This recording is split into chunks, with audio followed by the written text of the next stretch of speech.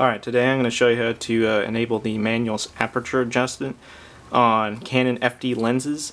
It's very easy. It just differs between lens types and whatnot, but the process is always usually the same. First, you need to take off the lens cap, or the end cap, I can't remember.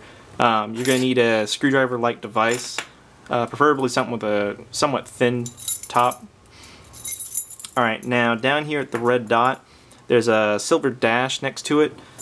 There's also one up here, and right next to the one up here there's a small pin. If that pin is raised, push it down with the screwdriver. It should just lock down when you do it. Now to open this, you're going to do twist to the right, and the small dash that's down here, you're going to want to press that as you push right. Now you should feel it twist slightly and then simply lock. Now that is good to go, but this one needs to be pushed down and twisted.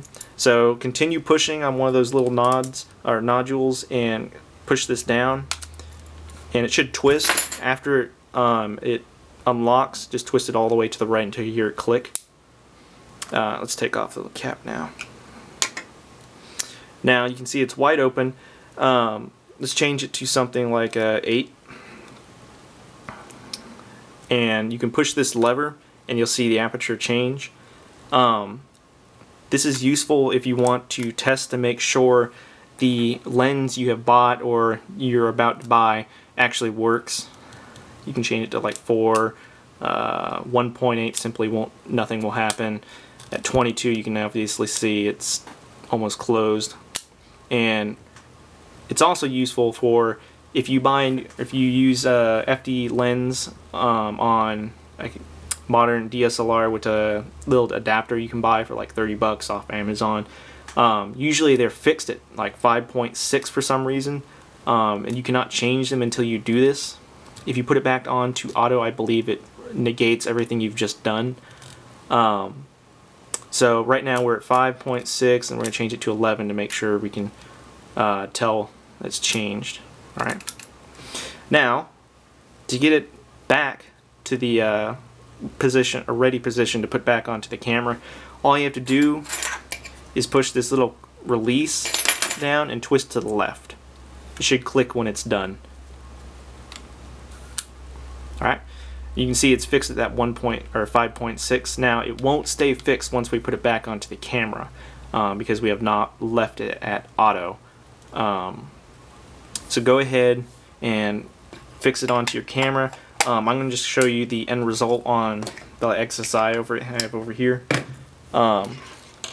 and why it's so nice to have set up. We're going to go live view, and right now it is at 8. I'm going to change it to 1.8.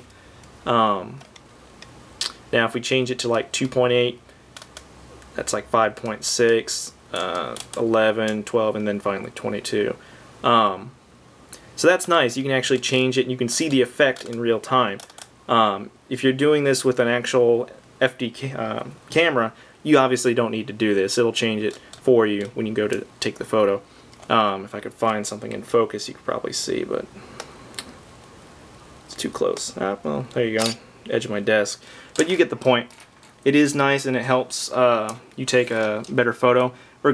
It also helps with these primes and some of the other lenses because at certain stops or aperture, I can't remember, there's light throbbing. For example, with this one at 1.8 and between 2.8, it has incredible light throbbing where it looks like it's almost foggy all the time. But at 2.8 and beyond, it is completely eradicated. So it's very useful to have.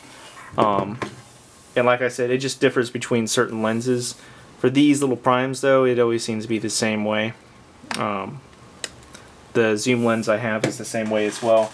The only other type I've encountered is one that you push a small dash, then you lock it, and then you can actually change the aperture, and it's easy just to change it to the lowest one. So when you put it back onto the camera and lock it, you can then change it to whatever you wish.